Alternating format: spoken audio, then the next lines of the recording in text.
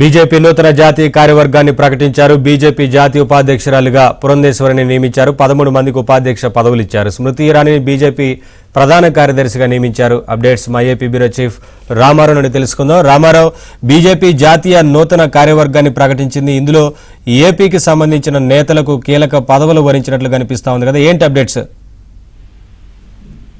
Naveen, BJP జాతీయ కార్యవర్గంలో దగ్గుబాటి పురంధేశ్వరికి జాతీయ ఉపాధ్యక్షురాలుగా నియమించడం పట్ల ఆంధ్రప్రదేశ్ బీజేపీ వర్గాల్లో హర్షాతిరేకాలు వ్యక్తం అవుతున్నాయి. గతంలో బీజేపీ రాష్ట్ర అధ్యక్షురాలుగా పనిచేసిన పురంధేశ్వరి పనిచేశారు. ఆ తర్వాత రాజమండ్రి నుంచి పార్లమెంట్ సభ్యురాలుగా కూడా ఎన్నికయ్యారు. అయితే కేంద్ర మంత్రివర్గంలో స్థానం లభిస్తుంది పురంధేశ్వరికి అని చెప్పి అందరూ ఆశించారు. ఈలోపు పార్టీ సంస్థాగత పునర్వ్యవస్థీకరణలో భాగంగా బీజేపీ జాతీయ కార్యవర్గాన్ని ఈ రోజు ప్రకటించారు.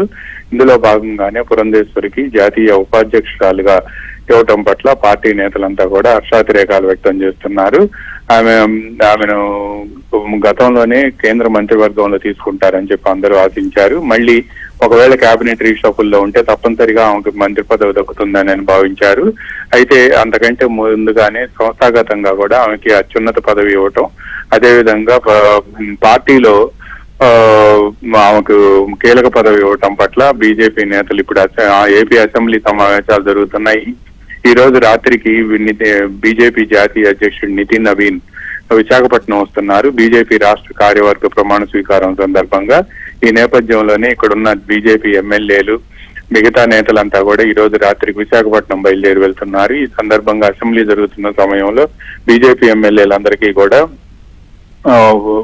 పురంధేశ్వరిని జాతీయ ఉపాధ్యక్షురాలుగా నియమించారని చెప్పి సమాచారం అందటంతో అసెంబ్లీ లాబీల్లో వాళ్ళంతా కూడా మేడం కి మంచి పదవి లభించింది అని చెప్తున్నారు. కొద్దిసేపటి క్రితమే బీజేపీ ఎమ్మెల్యే పార్థసారథి మాట్లాడుతూ పురంధేశ్వరికి మంచి గౌరవం దక్కింది, ఆమెకు షీ డిజర్వ్స్ ఇట్ అని కూడా చెప్పి హర్షం వ్యక్తం చేశారు. ఆమె పార్టీని బీజేపీ రాష్ట్ర అధ్యక్షురాలుగా కూడా ఆమె పూర్తి స్థాయిలో పార్టీ కూటమిలో కీలక పాత్ర పోషించారు. 2024 ఎన్నికల సందర్భంలో కూడా ఆమె బీజేపీ అధ్యక్షురాలుగా కూడా ఆమె కీలక పాత్ర పోషించారని, అదేవిధంగా ఇప్పుడు కూడా ఆమెకు మళ్ళా జాతీయ కార్యవర్గంలో స్థానం లభించడం అనేది ఆమెకు దక్కిన గౌరవంగా చూడటంతో పాటు పార్టీ సంస్థాగతంగా బలోపేతం చేసేందుకు ఆమెకు మరోసారి అవకాశం కల్పించింది. కీలక సమయంలో ఆమెకి కీలక పదవి లభించింది అని కూడా పార్థసారథి వ్యాఖ్యానించారు. ఇలా బీజేపీకి సంబంధించిన ఎమ్మెల్యేలందరూ కూడా ఆమెకి పదవి లభించడం పట్ల హర్షం వ్యక్తం చేస్తున్నారు. గతంలో పార్టీ అధ్యక్షురాలుగా ఉన్న సమయంలో కూడా రాష్ట్రంలో పార్టీని సంస్థాగతంగా బలోపేతం చేసేందుకు పురంధేశ్వరి ప్రయత్నాలు చేశారు.